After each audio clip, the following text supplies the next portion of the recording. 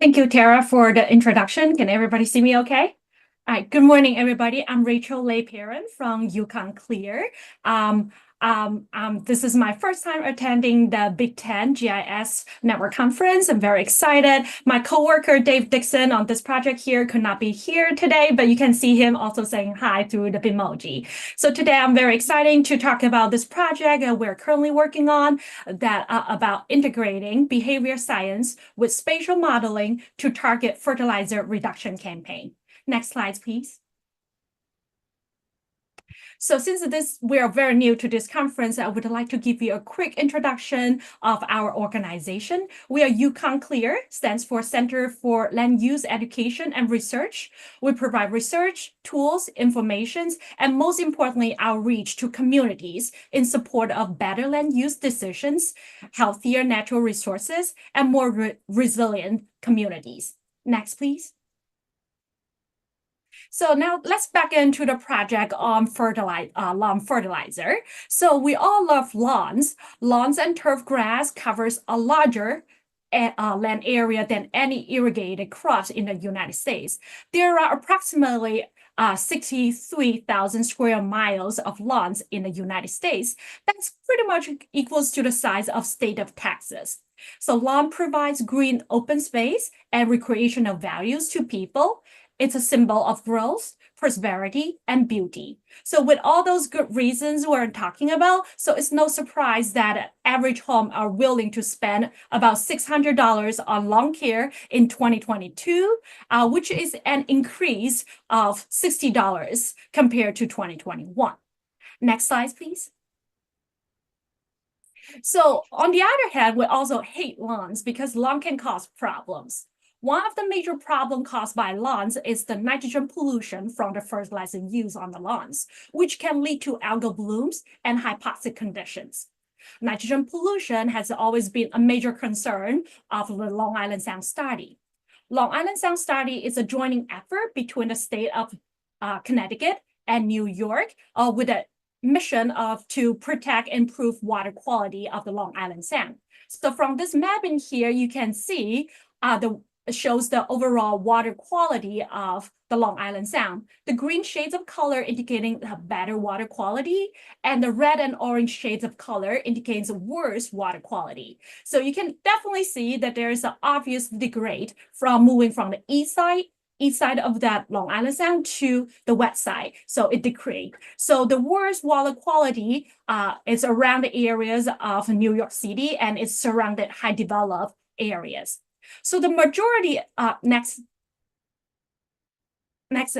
thank you. Sorry, can we go back? Yeah, thank you. Majority of the nitrogen in many Long Island Sounds watershed is from the lawn fertilizer. So therefore, the Long Island Sound Study founds community-based social marketing campaign to educate people to reduce their fertilizer use and also to implement more environmental friendly lawn care practice. However, the nitrogen from the residential lawn application has remained constant or increased by time. Next, please. So for this project, we have several project goals. The first, to understand the fertilizing behaviors of residential households in Long Island Sound coastal communities. And then we want to estimate the nitrogen impact on Long Island Sound from those residential lawn fertilizer.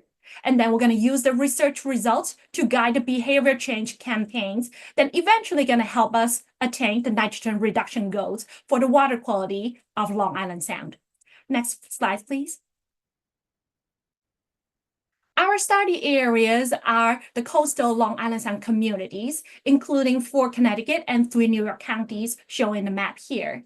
It covers about 4,000 square miles in area with a population of 6 million people, approximately 2 million households.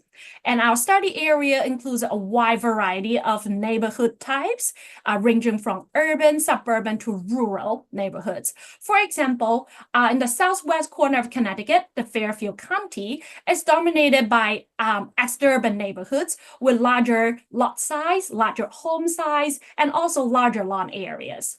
While for the New Haven County, especially near the downtown New Haven area, is dominated by high-density urban neighborhoods with smaller lot size, smaller home size, and barely have any lawn areas in their yard. And then for Middlesex and New London counties, those neighborhoods are usually as the mix of suburban and rural neighborhoods with median lot size, median house size, and relatively small lawn area. So the total lawn area of our study area is about 170,000 acres, with an average of lawn per household equals to 0.15 acres, which is not very big because it's very high density area, high density neighborhood. Next slide, please. So here is a quick overview of our methods. So first, we want to understand how much homeowners fertilize their lawn. We conducted a fertilizer use survey and then developed a model to predict the fertilizer use for our study area. And then the second step, we're using a Long Island Sound nitrogen loading model to estimate how much and where is the nitrogen added to the landscape from those predicted fertilizer lawn fertilizer use. And then last step, we're using a tool called NSYNC to estimate how much those nitrogens applying to the ground can actually reach to the Long Island Sound. Next, please. So in the fertilizer use survey, we randomly sample 30,000 single-family homeowners in the study area. For each homeowner, we mail a unique link to invite them to an online survey. So that way we can geolocate their survey responses to their corresponding parcel. In the survey, we ask the homeowners 3 types of questions. First, if they fertilize their lawn, and if so, how often they fertilize. And then eventually, we're going to ask them based on different scenario we provided in the survey, if they're willing and how much they're willing to reduce their current fertilizer use. And then we develop a model of fertilizer use and intensity based on the housing characteristics provided by the parcel data set, including house age, house size, parcel size, and also some information pulling from the census data. And then last step, we predicted the fertilizer use for all single-family parcels in our study area. Next slide, please. So here is the prediction results from the prediction model. So this map is showing the predicted number of fertilizer application per year by parcel. So you can see from this map, the fertilizer application varies across different regions in Connecticut and also different neighborhood types and household types. So you can see that the households in the Fairfield County, which is the southwest portion of Connecticut, tends to fertilize more than other households in other counties in Connecticut. And those neighborhoods are the homes, usually are the homes that the newer and larger homes on ex-urban larger lots. So therefore, those kind of homes and households tend to have more fertilizer impacts to the ground. Next slide, please. And this is another result map come from the fertilizer use survey and model. This map is showing the predicted percentage of current fertilizer use that a household are willing to reduce.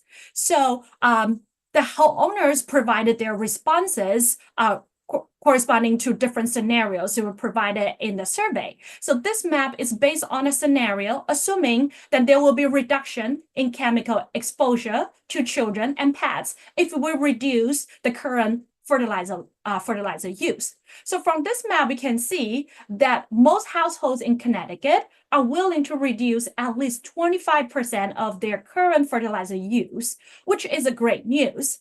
And then we also can see the areas of the high willingness, high reduction rate also overlap with the areas with the higher application number, which is shown from the previous map, indicating that the household with largest fertilizer impact to the ground are those more likely to reduce, which is also we would like to see. That's where we see the potential for behavior change campaign. So next slide, please. So after we predicted how much homeowner fertilize their lawn, then we can use a nitrogen loading model to estimate how much nitrogen is coming from those fertilizer use. Long Island Sound nitrogen loading model is a model that estimates nitrogen loading rates to the landscape from various nitrogen sources, including fertilizer, septic system, and atmospheric deposition. So you can see the residential lawn is a major nitrogen source under the fertilizer category. Next. So the nitrogen loading, thank you. The nitrogen load from the residential lawn fertilizer is calculated by multiplying the predicted number of fertilizer application from the prediction model by the lawn area per parcel, also times the residential lawn loading rate from the nitrogen loading model. So the lawn area is calculated based on the NOAA CCAT 1 meter land cover data set, which is shown in the example map on the right here. The white pixels represents the impervious surface, including buildings, pavements, roads, and the light green color represents the lawns within each residential parcel, and the dark green represents the forest and other natural land cover settings around the neighborhood. Next slide, please. So now we can take a look at the results of the predicted fertilizer nitrogen load. So here is a recap from the map from the prediction model showing the prediction number of fertilizer application by parcel per year. And then next. Then we also calculate the lawn area by parcel based on the 1 meter land cover data set. So you can see the areas from this map, the areas with the larger lawn areas also overlap with the areas with a higher fertilization number. So when we have those two maps, combine those two maps and the nitrogen loading rates, then we have the next map. Next, please. Showing the predicted fertilizer nitrogen load by parcel per year. So from this map that you can see, the predicted fertilizer nitrogen load is greater where the household have both higher fertilizer application number and also happen to have larger lawn areas. For example, in the area of the Stanford area, also in the Fairfield County, you can see a lot of red pixels indicating those households have a higher fertilization nitrogen load to the ground. And that southwest of Connecticut also happened to be right next to the western portion of Long Island Sound, where the water quality is currently the worst. And next, please. And then when we also consider people's reduction due to their behavior change, then we can have this map is the predicted fertilizer nitrogen load after the potential reduction due to the behavior change. We can see overall, you can see fewer red pixels, indicating a lot of households after their potential reduction, their nitrogen load from the fertilizer greatly decrease for the entire area. And then next map, please. And then when we summarize the reduction in the fertilizer load based on the behavior change, we can see that Southwest Connecticut has the greatest potential for behavior change campaign to reduce the nitrogen load to the ground. And next, please. And then after we estimate how much nitrogen loaded to the ground from the fertilizer use, we can use NSYNC to estimate how much of those nitrogen can actually reach to the Long Island Sound. NSYNC uses particle tracking method to estimate nitrogen pathway from its loading source to its receiving water.